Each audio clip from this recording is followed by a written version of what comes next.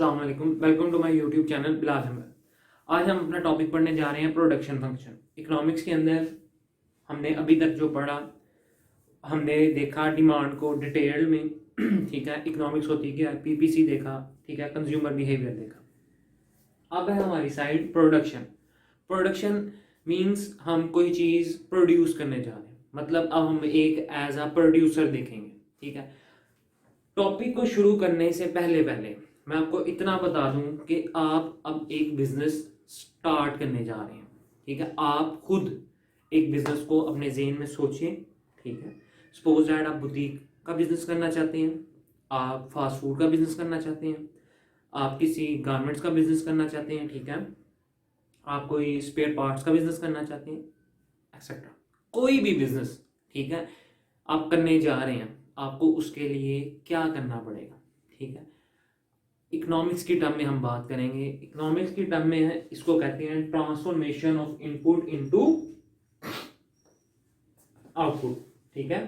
Transformation of input into output मतलब कि input को लेके, इनपुट अब हमारा क्या है वो हम डिटेल में भी देखेंगे, और उसे हमने आउटपुट बनाना है, और आउटपुट क्या है वो भी हम देखेंगे।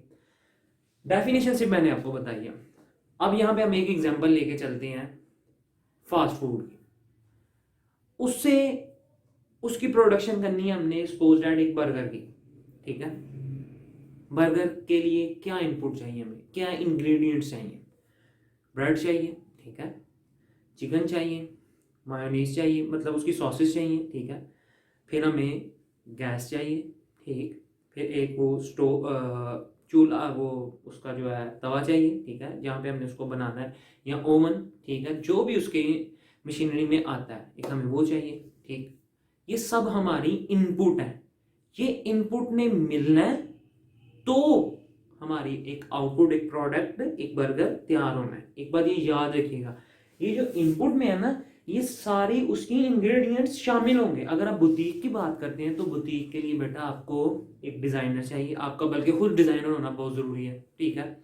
आप डिज़ाइनर हैं, आप इनोवेटर हैं, इनोवेशन ला सकते हैं अपने काम के अंदर, मतलब नित नए डिज़ाइन बना सकते हैं, एक बात। उसके बाद आपको एक शॉप चाहिए, उसमें आपको कुछ स्टैचूज चाहिए, एक अच्छा उसका इन्वायरमेंट चाहिए, ठीक है। उसके अलावा आपको फ्रेंडली वो रखने हैं, अपने साथ स्टाफ रखना है जो कस्टमर के साथ क्या हो, टोटली फ्रेंडली हो। क्लियर होगी बात। ये आपके इनपुट है जिन्होंने आपको आउटपुट एक प्रोडक्ट की फॉर्म में देना है। क्लियर होगी बात। अच्छा, इकोनॉमिक्स के अंदर इसका फंक्शन क्या है। Quantity is equal to means Q is equal to, Q को अब हम कहेंगे आउटपुट, ठीक है।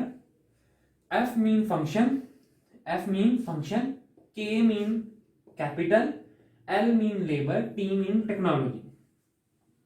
क्लियर हो गया। आप ये भी कह सकते हैं production function it describe the relationship between capital, labour and technology is known as production function, ठीक है। क्योंकि ये रिलेशनशिप किनके दरमियान है, कैपिटल एंड लेबर के दरमियान। बास बुक्स के अंदर जो अब वक्त के साथ साथ जो आ रही है, न्यू एडिशन आ रहे हैं बुक के अंदर, उनके अंदर टेक्नोलॉजी शामिल है, लेकिन बास बुक्स के अंदर ये दो फंक्शन आपको यूं मिलेंगे, के इंटू एल मिलेगा, ठीक है। लेकिन न्यू एडिशन में अब उन्होंने टी टेक्नोलॉजी को भी इन्वॉल्व कर दिया, ठीक है। घबराना नहीं, अगर आप टी को काट भी दें, ठीक है, फिर वक्त के लिए आप टी को खत्म भी कर दें, तो आपके पास फिर भी कैपिटल और लेबर बचते हैं, ठीक है। कैपिटल मीन एसेट्स, एसेट्स का एसेट क्या है, दुकान लेनी भाई, ठीक है। आपने रॉ मटेरियल लेके आना है, वो आपका एसेट है, ठीक है। लेबर लेके आनी है आपने, अच्छा एक मैनेजर लेके आना है, ठीक है। मैनेजर नहीं तो आपने एक कुकिंग एक्सपर्ट लेके आना है जो कि आप एक अच्छी सॉस बनाए, आपके जो कस्टमर्स हैं उनको हाथ से जाने ना दे। मतलब आपने प्रोडक्शन करनी है। प्रोडक्शन आपने मुंह उठा के नहीं कर देनी। प्रोडक्शन आपने जो करनी है वो एक बहुत सोच समझ के करनी है। और प्रोडक्शन के करने के लिए हमारे पास दो इंग्रेडिएंट है, इनपुट से हमने आउटपुट बनाना है, और हमारे पास इनपुट क्या है, कैपिटल और लेबर, जिन्होंने मिलकर हमारी क्या करनी है, आउटपुट जनरेट करनी। मैंने आपको डिफरेंट बिजनेसेस बता दिए, हो सकता है मैंने थोड़े बिजनेसेस बताए हो, आप इसके अलावा भी बिजनेसेस सोच सकते हैं, ठीक है। अगर हम प्रोडक्शन फंक्शन को मजीद इलेबोरेशन करें कि मजीद प्रोडक्शन फंक्शन में होता क्या है, तो प्रोडक्शन फंक्शन की आगे कुछ टाइप्स हैं, ठीक है। प्रोडक्शन फंक्शन में आगे कुछ इसकी टाइप्स आ जाती हैं, जिसमें है शॉर्ट रन और लॉन्ग रन। ठीक है, शॉर्ट रन और लॉन्ग रन। अच्छा जी, शॉर्ट रन प्रोडक्शन फंक्शन क्या होता है? ठीक है, शॉर्ट रन प्रोडक्शन फंक्शन क्या होता है और लॉन्ग रन प्रोडक्शन फंक्शन क्या होता है? सबसे पहले शॉर्ट रन को देखें। शॉर्ट रन बेटा 6 मंथ से लेके, कोई भी प्रोजेक्ट आप बिजनेस करने जा रहे हैं वो 6 माह से लेके मिनिमम ये 1 माह का भी बिजनेस हो सकता है, और ये मैक्सिमम कब तक जाएगा? ये 3 सालों का होता है। शॉर्ट रन का जो कोई भी प्रोजेक्ट आप लगाएंगे, कोई भी प्रोडक्शन फंक्शन आप करेंगे, उसका जो ड्यूरेशन होगा, टाइम पीरियड, वो 6 माह से लेके 3 साल तक होगा। ठीक है, मिनिमम। बहुत बिजनेस ऐसे होते हैं जो बिल्कुल 6 माह से भी छोटे होते हैं, जैसे 1-2 माह के लिए आते हैं, सीजन, प्योर सीजन होते हैं। ठीक है, अच्छा जी, ये तो होगी इसकी ड्यूरेशन। शॉर्ट रन की मजीद 2 टाइप्स हैं, fix variable function, sorry fix function and variable function. ठीक हो गया, मतलब फिक्स फैक्टर और वेरिएबल फैक्टर। अच्छा, शॉर्ट रन मैंने अभी आपको बताया, इसकी ड्यूरेशन क्या है? 6 माह से 3 साल तक, मिनिमम 1 माह का भी हो सकता है। अभी आप देख लें, आजकल मास्क का बिजनेस चल रहा है, ठीक है, ड्यू टू कोविड। ये आपका समझते हैं सदाबहार बिजनेस है, आजकल हर बंदा मास्क बना रहा है। कल को अगर ये कोविड इंशाल्लाह ताला अगर ठीक हो गया तो क्या हमें मास्क की जरूरत पड़ेगी? बिल्कुल भी नहीं। वो तो फिर सर्जिकल मास्क होंगे जो मेडिकल हॉस्पिटल्स वगैरह में यूज होते हैं, बाकी नॉर्मल पीपल तो कभी भी यूज नहीं करेंगे। हाँ, कोई अल्लाह माफ करे, कोई बीमार हो जाए तो वो यूज कर लेगा, अदरवाइज किसी को जरूरत नहीं होगी। ठीक है, तो उसकी ड्यूरेशन क्या है? वो इतना का शॉर्ट रन फंक्शन में है। 2020 सारा कोविड में गया, हम प्रेडिक्शन नहीं कर सकते 21 कैसा होगा। ठीक है, हो सकता है 21 का मिड हो, उसका क्वार्टरली हो। तो वो जो लोग अभी मास्क बना रहे हैं तो वो किस में आएगा? शॉर्ट रन प्रोडक्शन फंक्शन में। ओके, इसमें फिक्स्ड फैक्टर क्या होता है? इसमें फिक्स फंक्शन क्या होता है? ठीक है, फिक्स फैक्टर आप बेशक इसको नोट करें, फिक्स फैक्टर। अच्छा, फिक्स फैक्टर जैसे कि ऐसी चीज जिसको हम चेंज नहीं कर सकते, जिसमें हमारी क्या आती है? बिल्डिंग, ठीक है, मशीन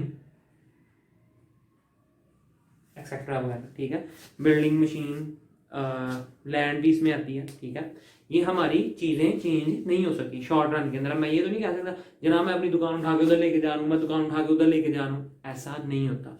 इसमें हमें कोई ना कोई शॉर्ट रन में एक जो है ना वेरिएबल अपना क्या करना है, जो फंक्शन है उसमें एक जो है ना फैक्टर अपना फिक्स करना पड़ता है लाजमी। वेरिएबल क्या होता है? वेरिएबल जिसके अंदर आपको पता है मुतगय्यर, जो हर वक्त चेंज हो सकते हैं। ठीक है, लेबर, इसके अंदर मशीन, सॉरी वेरिएबल में आएगी, क्योंकि बाज़ औक़ात अपग्रेडेशन होती है तो हम चेंज कर लेते हैं उसको, मशीन को चेंज किया जा सकता है। Machine, power plant, sorry power etcetera. ठीक है, हमें कोई अच्छा कारीगर मिल जाता है, हम फौरन चेंज रिप्लेस कर लेते हैं। हमें मशीन नहीं मिलती है, हम सेकंड हैंड कहते हैं यार ये पुरानी हो गई भी है, इसको बेच दो, नई जो हमें सेकंड हैंड मिल रही है वो ले लेते हैं। ठीक है, तो ये क्या होते हैं? हमारे वेरिएबल फैक्टर्स हैं। हम इनको क्या क्या कर सकते हैं? चेंज कर सकते हैं। किसके अंदर? शॉर्ट रन प्रोडक्शन फंक्शन के अंदर। शॉर्ट रन प्रोडक्शन फंक्शन की ड्यूरेशन क्या है? 6 माह से 3 साल तक है, और उसके अंदर 2 फैक्टर है, फिक्स्ड और वेरिएबल। फिक्स्ड के अंदर हमने क्या फिक्स करना है? लैंड और बिल्डिंग वगैरह और बाकी जो चीजें वो हमने फिक्स रखनी है, जो कि हम चीज चेंज नहीं कर सकते, क्योंकि थोड़ी देर के लिए हमने वो करना होता है। 1 साल के लिए हमने मास्क बनाना है, हम कहते हैं यार कहाँ उठा उठा के इस प्लांट को लेके जाते फिर। ठीक है, वो यार आज करना है। अब ये देखो जो वो है सर्कस वाले होते हैं, ठीक है, वो सर्कस वाले बेचारे, उनका शॉर्ट रन का होता है ना, वो एक जगह पहले लगाते हैं, कहते भाजी महीने से ग्राउंड से रहना, ऐसी महीने से सानू लान दो, फिर उठ के आगे निकल जावांगे। ऐसे ही होता है ना, क्यों? अब वो शॉर्ट रन फंक्शन है, 1 माह 2 माह के लिए सर्कस लगती है, वो वहां पे लगाते हैं, हम में निकल जाते हैं। वेरिएबल क्या है, लेबर, मशीन पावर वगैरह, ये हमारी चेंज होती रहती है। ये था हमारा शॉर्ट रन फंक्शन। इसका प्रोडक्शन फंक्शन की दो टाइप्स हैं, शॉर्ट रन प्रोडक्शन फंक्शन और लॉन्ग रन प्रोडक्शन फंक्शन। हमने शॉर्ट रन प्रोडक्शन फंक्शन देख लिया, अब हम देखते हैं long run production function. Long run production function की जो मिनिमम जो ड्यूरेशन कहा गया है वो है 5 ईयर, 5 ईयर से 30 ईयर्स तक। मतलब अब हम लंबा खेलेंगे, 10 साल का मेरा बिजनेस है, 15 साल का मेरा बिजनेस है, 25-30 साल मैंने बिजनेस करना है। कितने बिजनेसेस हैं जो इतनी देर से चले, सदियों से चल रहे हैं, कोका कोला, पेप्सी, ठीक है। कितने बिजनेस ऐसे हैं जो बेचारे आज शुरू होते हैं कल बंद हो जाते हैं, वो इसमें आते हैं, ठीक है। लॉन्ग रन प्रोडक्शन फंक्शन, मैं जनाब लंबा बिजनेस करूंगा, मैंने ये जो बुटीक का कारोबार है ये मेरी नस्लें चलाएंगी, मेरे आगे तक नस्ल चलेगी, ठीक है। ये वो वाले बिजनेसेस हैं, ठीक है। इसके अंदर जो है ना हमारे पास कोई चीज फिक्स नहीं होती। क्यों? हमने लंबा खेलना होता है, हमने लंबे देर तक अपना बिजनेस चलाना होता है। तो हम कहते हैं हम अपनी बिल्डिंग, अपना वेयर हाउस, अपनी जो मशीनरी है वो वक्त के साथ साथ चेंज कर सकते हैं। इसके अंदर सिर्फ एक ही फैक्टर होता है और वो होता है वेरिएबल। वो कौन सा फैक्टर है?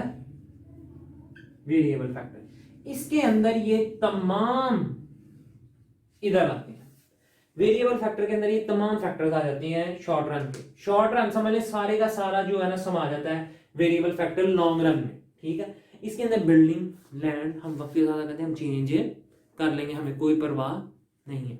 क्लियर होगी बात? हमने अभी तक देखा प्रोडक्शन फंक्शन क्या होता है, ठीक है, उसकी इक्वेशन क्या है, ठीक, मतलब उसकी डेफिनेशन से आप इक्वेशन बना लें।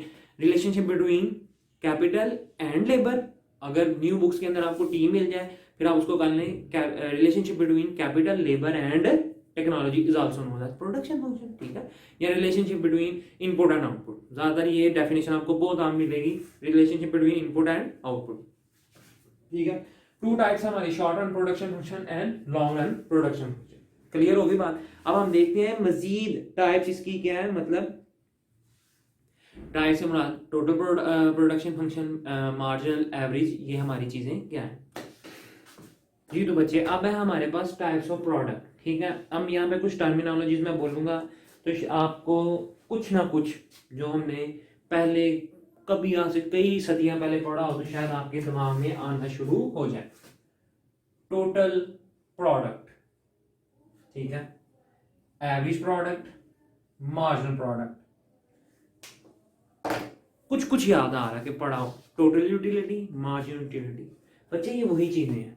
अगर आप इनकी डेफिनेशंस को गौर से देखें तो ये सब वही है। ये देखें क्या कह रहा है, sum of total quantity of output produced by all units of variable factor along some units of fixed factor. मतलब अगर मैं आसान लफ्जों में लिखूं टोटल प्रोडक्ट, टोटल होती क्या है, तो टोटल प्रोडक्ट को कहते हैं variable factor plus fixed factor.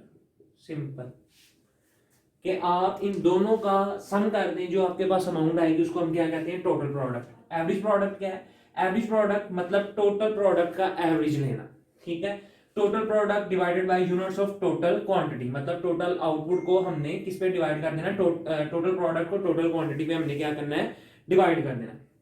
उसके बाद marginal product, additional product which can be derived by employing one more unit of variable factor, और इसका फॉर्मूला मैंने ये लिख दिया। आपने इसको यूं पढ़ा होगा, mu is equal to change in total utility over change in total quantity।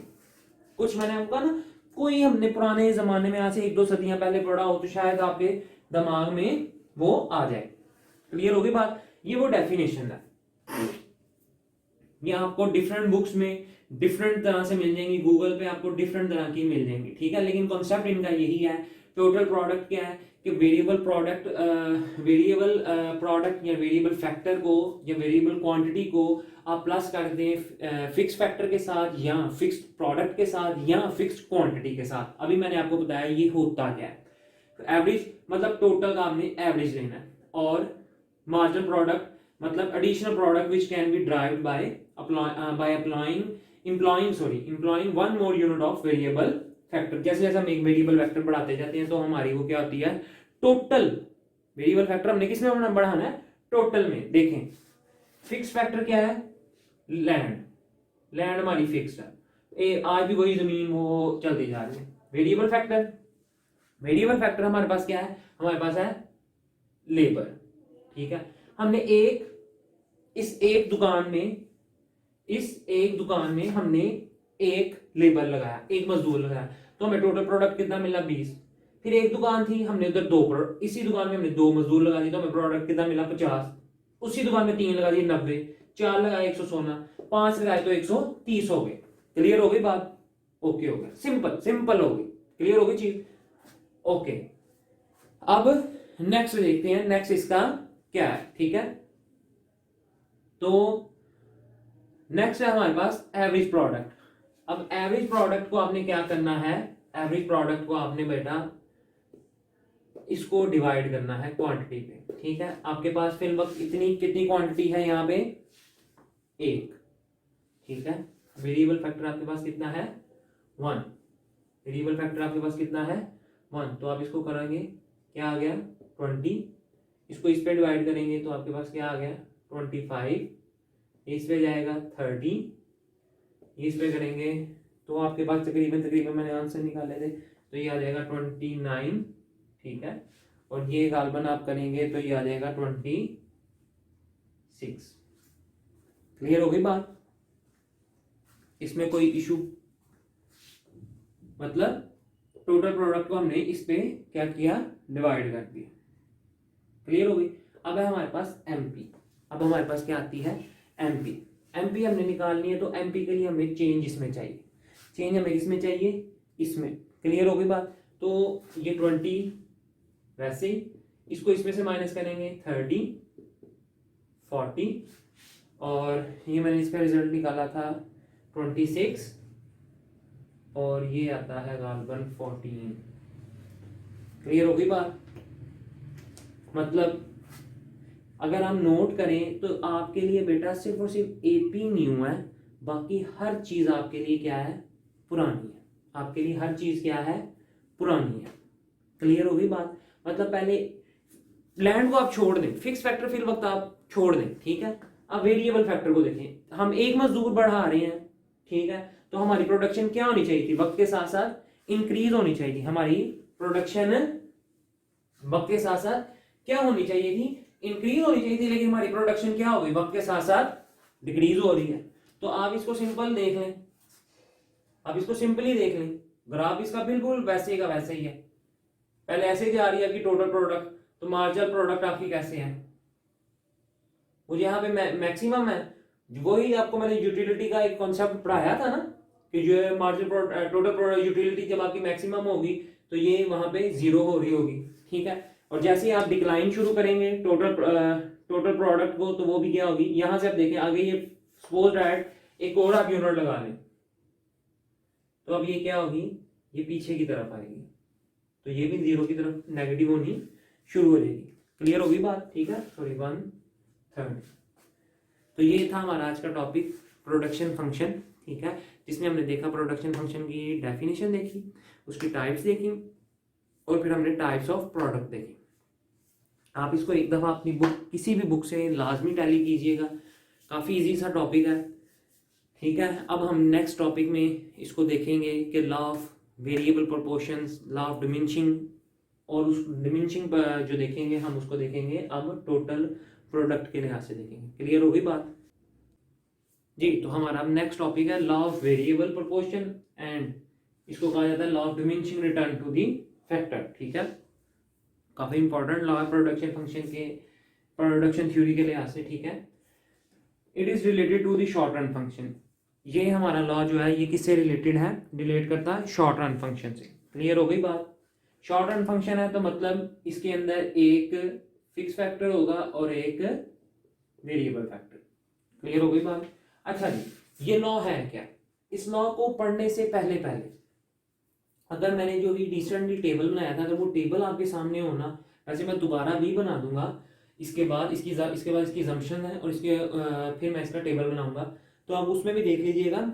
अगर आप उस टेबल को अगर आपने बनाया है, अपनी बुक पे या कॉपी पे नोट किया हुआ है, या आपके पास कोई और बुक खुली हुई है जिसके ऊपर उससे रिलेटेड कोई टेबल बना है, तो आप इसकी डेफिनेशन देख के आप समझ जाएंगे। We increase the quantity of one factor keeping other constant. मतलब हम पिछले डायग्राम में क्या कर रहे थे, एफ को हमने कांस्टेंट रखा होता, जबकि हम वीएफ को क्या कर रहे थे, वक्त के साथ साथ इंक्रीज करते जाते, 1 2 3 4 5, ठीक है, ये 1 1 1 1 चल रही थी, ठीक है, क्लियर हो गई बात। Then the TP initially increases at an increasing rate, तो हमारा स्टार्टिंग में क्या था कि टोटल प्रोडक्ट जो थी वो वक्त के साथ साथ इंक्रीज कर रही थी, वो वक्त के साथ साथ इंक्रीज कर रही थी, जैसे कि वो टोटल प्रोडक्ट क्या थी, 20 30 50 90 110, ठीक है।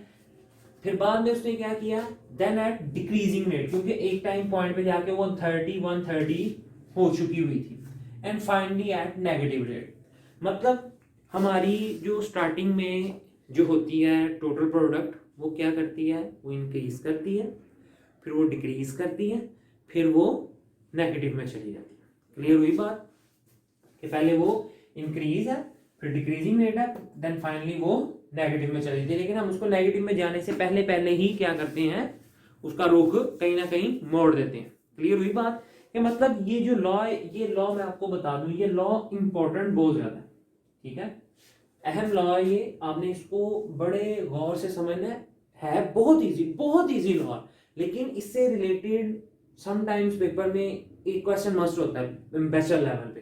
क्लियर होगी बात, मैं आपको दोबारा बता दूं, we increase the quantity of one factor keeping other constant, मतलब एक फैक्टर को हमने कांस्टेंट रखना है और एक को हमने वेरिएबल रखना है, then the total product initially increases at an increasing rate, then decreasing rate, and finally at negative rate. Clear हो गई जी। तो हमारी assumptions हैं, technology constant, applicable on field, मतलब ये लॉ जो है ये फील्ड में अप्लाई हो सकता है और अप्लाई किया जाता भी है, ठीक है, and related to the short run production function, ये थी इसकी तीन क्या assumptions, ठीक है।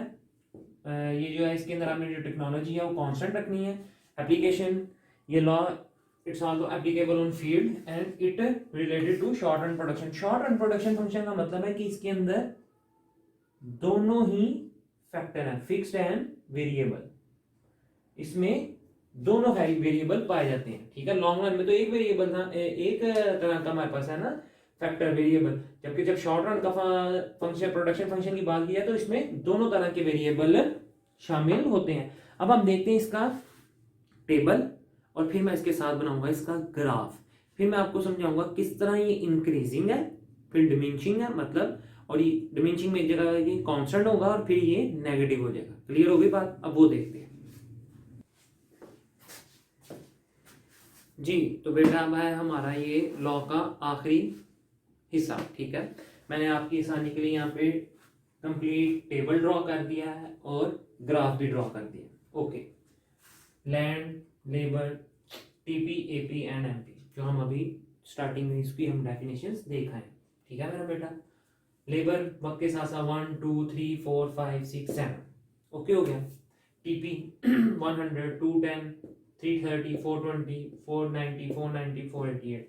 अगर आपने डेफिनेशन लिखी हो मेरा बेटा स्टार्टिंग में जो मैंने अभी आपको बताई थी, इससे पीछे assumption से पहले, तो मैंने आपको क्या कहा था कि वो इंक्रीज करता है। देखें 100 210 330 420 490 इंक्रीज, फिर आगे वो देखें। क्लियर। एपीएम मैंने आपको निकालना बताया था कि इनको इस पे डिवाइड करते जाएं तो आपके पास आंसर आ जाएगा। देन एमपी मैंने निकाली, ये कैलकुलेशन तो आपको करनी आती है। क्लियर हो गई बात, अगर नहीं आती तो ये मेरा बेटा मैंने ये इनके लिख दिए हैं फार्मूले, ठीक है, जो मैंने आपको स्टार्टिंग में बताए थे और माशाल्लाह से आपको आते भी हैं। क्लियर हो गई मेरा बेटा बात। तो ये मैंने बनाए ग्राफ, एकदम गया टीपी एकदम बड़ी, ठीक है, टीपी बन रही है 100 210, वो यानी कि अपने लिहाज से, अब यानी कि उसको डिक्लाइन होने में, जीरो तक वापस आने में बड़ा टाइम बाकी है। एपी है 100 105 110। अब देखें ये वाला ग्राफ जो है ना, इसमें बेटा एमपी और एपी दोनों है। अब एमपी देखें दोनों क्या है, 100 से शुरू हुई, ठीक है, 110 और 105। यहाँ पे ये क्या है, अभी दोनों एमपी से फर्स्ट स्टेज में क्या है, इंक्रीज है। फर्स्ट स्टेज में एमपी ग्रेटर है एपी से, एमपी ग्रेटर है एपी से, और टीपी भी जो है वो क्या है, वक्त के साथ साथ इंक्रीज कर रहा है। और ठीक है, एक बात फेज वन में आप नोट करें, एमपी ग्रेटर है एपी से। आप कहेंगे कैसे सर, देखो यार 100 100 एपी एमपी, एवरेज प्रोडक्ट और मार्जिनल प्रोडक्ट 100 100, एवरेज प्रोडक्ट 105 है, ये क्या है 110 है, ये 110 है, ये 120 है। क्लियर हो गई बात? ये इसकी समझ लें, ये है इसकी फर्स्ट स्टेज, ये इसकी क्या है फर्स्ट स्टेज। और यहां पे भी देखेंगे एमपी टीपी क्या कर रहा है 100 210 330 वो इंक्रीज कर रहा है। फर्स्ट फेज के अंदर ये इंक्रीज कर रहे हैं और ये जिस पॉइंट तक इंक्रीज कर रहे हैं ना वो पॉइंट है ये एफ। सपोज दैट मैं इसको नाम दे देता हूं ए, मैं इसको बेटा नाम देता हूं ए, ठीक है। इस ए पॉइंट को कहते हैं इन्फ्लेक्शन पॉइंट, ठीक है, जहां पे ये तीनों जो है भरपूर तरीके से बढ़ने लगे हुए हैं। क्लियर हो गई बात? फेज वन में देखो आप क्या है, ये है मेरा बेटा फेज वन, ये है फेज वन। अब तीनों को गौर से देख लो, तीनों इंक्रीज कर रहे हैं 100 100 100 210 330 इंक्रीजिंग है ना। एपी 100 105 110 ओके, एमपी क्या 100 110 120 इंक्रीजिंग है, तीनों इंक्रीज कर रहे हैं। तो फर्स्ट फेज में क्या है, MP increases, AP increases and TP increases.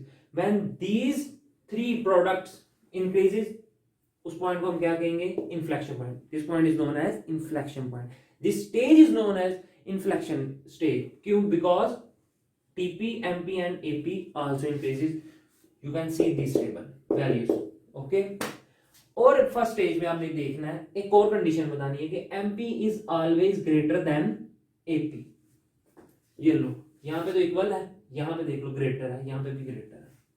Clear होगी मेरा बेटा बात इतनी? Okay, now move to the next stage.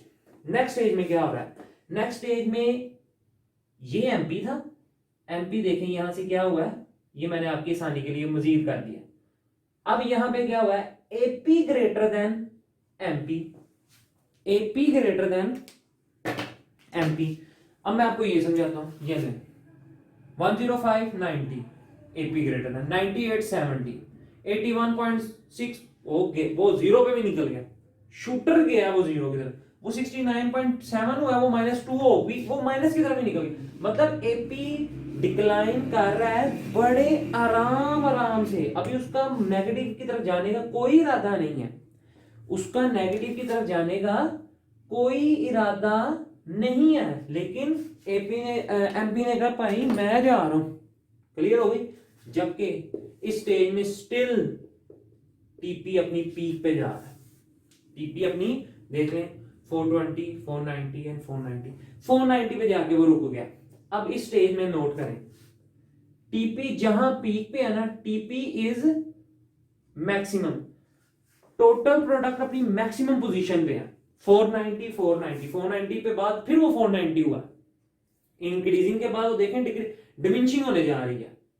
अब नोट करें इंक्रीजिंग के बाद कांस्टेंट हुआ है, इन दो लम्हों के अंदर वो कांस्टेंट हुआ है, ठीक है। उसके बाद उसने डिक्लाइन होना है, डिमिनिशिंग नेगेटिव की तरफ जाना है। तो देखें TP is maximum, when TP is maximum then MP is equal to 0। चला भी गया वो जीरो की तरफ, वो जीरो की तरफ चला गया, दौड़ गया। उसने कहा भाई अल्लाह हाफिज, मैंने जितने चौके छक्के मारने थे ना मैंने इधर मार दिए पहली स्टेज में, अब मेरे से नहीं खेला जा रहा, अब मैं जा रहा हूं अपने राहों पे। क्लियर होगी बात? Now move to the third stage. Third stage में क्या हो रहा है, थर्ड स्टेज में TP decline, AP also decline, TP decline, AP also decline, ठीक है, दोनों डिक्लाइन कर रहे हैं, but MP becomes negative, MP becomes negative. Clear हो गई बात कि एमपी बिकम्स नेगेटिव। ये ग्राफ वैल्यूज चेंज हो सकती हैं, बुक टू बुक वेरी कर सकती हैं, ठीक है। ग्राफ मेरा बेटा यही है, ये जो पॉइंट मैंने आपको ये बना के दिखाए हैं ना, ये पॉइंट आपको सल्वाटोर, मैनकीव, इसके अलावा फ्रॉइन, जितने भी आपको बुक्स, इवन के आपको अपनी कंट्री के लिहाज से भी, अगर आप कहीं पे भी मुझे सुन रहे हैं, आप अपनी कंट्री के लिहाज से भी देखेंगे, गूगल से भी सर्च करेंगे, ग्राफ में किसी किस्म का रद्दोबदल नहीं है। ग्राफ की यही 3 स्टेजेस हैं और यही है वो 3 law, increasing rate of return, decreasing, यहां से फिर हम बाद में मैं बोलता हूँ इंक्रीजिंग रेट ऑफ रिटर्न क्या, डिक्रीजिंग क्या, और कांस्टेंट रेट ऑफ रिटर्न क्या, सॉरी वो अलग है, सॉरी ये अलग है वो अलग है, ठीक है। ये है लॉ ऑफ वेरिएबल प्रोपोर्शन, ये इसका मेन था। अच्छा, फर्स्ट स्टेज में ये बार बार इंक्रीज कर रहे हैं, इसकी कॉज क्या हो सकती है? अगर आपका दिल करे, जो कोई पढ़ाकू लड़कियां होती हैं, ये सो कॉल्ड पढ़ाकू लड़के होते हैं, ठीक है, तो आप बता देना फेज 1 के अंदर बेटर यूटिलाइजेशन ऑफ रिसोर्सेज हो रही थी, फैक्टर्स मोबिलिटी बड़े इजी वे में हो रही थी, इस वजह से हमारी तीनों चीजें क्या करती, फ्लरिश करती हुई जा रही थी। यहाँ पे हमारी कोऑर्डिनेशन क्या हुई, थर्ड स्टेज में बहुत लो हो गई, जिसकी वजह से हमारा क्या हुआ, हमारी चीजें डिक्लाइन होनी शुरू हो गई और नेगेटिव। इस तरह करके आप इसके कोई भी एक दो रीजंस इसके बता दीजिएगा। 2-3 मैंने आपको बता दिए कि हमारी कोऑर्डिनेशन बहुत अच्छी थी, ठीक है, उसके बाद हमारी फैक्टर मोबिलिटी बहुत अच्छी होने लगी हुई थी और बेटर कोऑर्डिनेशन थी। यहाँ पे हमारी पुअर कोऑर्डिनेशन हो गई, यहाँ पे हमारी वीक हो गई, तो इस तरह करके आपका मजीद एक लेंथ और बन जाएगी। ये था बच्चे आज का हमारा लॉ, ठीक है, टॉपिक था प्रोडक्शन फंक्शन, जिसमें हमने देखा प्रोडक्शन फंक्शन की डेफिनेशन देखी बेटा, उसकी हमने टाइप्स देखी, मैंने उसके फिर आपकी दो मजीद, फिर मैंने आपको शॉर्ट रन लॉन्ग रन बताया, ठीक है, प्रोडक्शन फंक्शन का टाइप्स बताई, फिर मैंने टाइप्स ऑफ प्रोडक्ट बताई, जिसके अंदर बेटा total product, marginal product, average product. Clear हो गई मेरा बेटा। उसके बाद मैंने आपको लॉ ऑफ वेरिएबल प्रोपोर्शन बताया, उसकी एजम्पशंस बताई, डेफिनेशन बताई, उसका स्केड्यूल बताया और उसके ग्राफ बताया। क्यों मैं नहीं कहता कि हर वक्त पढ़ते रहो, मैं बिल्कुल नहीं कहता, ठीक है, मैं खुद एक नालायक आदमी, मैं बहुत ज़्यादा नालायक आदमी हूँ, ठीक है, मैं सिर्फ कोशिश करता हूँ आपको अच्छा पढ़ाने की, सिर्फ मैंने कोशिश की है आज तक ज़िंदगी में, ठीक है। अब मेरी कोशिश कितने हद तक आपको पसंद आती है या आपको किस तरह समझ आती है मुझे बिल्कुल नहीं पता, लेकिन मैं आपको ये कहूँगा काकियो कि जब आप किसी चीज़ को किसी भी टीचर से समझ लेते हो तो उसको एक दफ़ा यार गो थ्रू लाजमी किया करो, ठीक है, उसको एक दफ़ा किसी भी बुक से लाजमी गो थ्रू किया करो, नहीं तो मुझे कमेंट सेक्शन में मेरी भी ईमान गलती बता दिया करो कि सर ये गलती थी, बुक में ये था, आपने ये गलती कर दी। मैं भी यहाँ पे सीखने के लिए आया हूँ, अगर मैं सिखा रहा हूँ तो मैं आपसे कुछ ना कुछ सीख भी ना हूँ। बराए मेहरबानी जब भी पढ़ते हो, किसी से भी पढ़ते हो, ठीक है, कहीं से भी कोई लेक्चर सुनते हो, तो काके हो एक दफ़ा यार उसको बुक से गो थ्रू लाजमी किया करो। ये मत कहा करो ओ समझ आ गई हुणे टेस्ट ले लो, मैं हुणे टेस्ट लो, हुणे जुतियां मान लो, हुणे मैं फेल हो जाना, ठीक है, ऐसा नहीं करना। एक दफ़ा यार उसको गो थ्रू लाजमी किया करो, उस सब्जेक्ट को, उस टॉपिक को मस्ट गो थ्रू किया करो। क्लियर होगी बात। मैं आपसे कुछ नहीं मांगता, मैं नहीं कहता कि जनाब कुछ करो। Kindly share my channel with your friends, family, ठीक है, सब्सक्राइब करवाएं, शेयर करें, लाइक करें, बस यही एक मेरी आपसे एक गुजारिश है, रिक्वेस्ट है। जहाँ रहें खुश रहें, आबाद रहें, हंसते मुस्कुराते रहें, अपना ख्याल रखें। खुदा हाफिज़।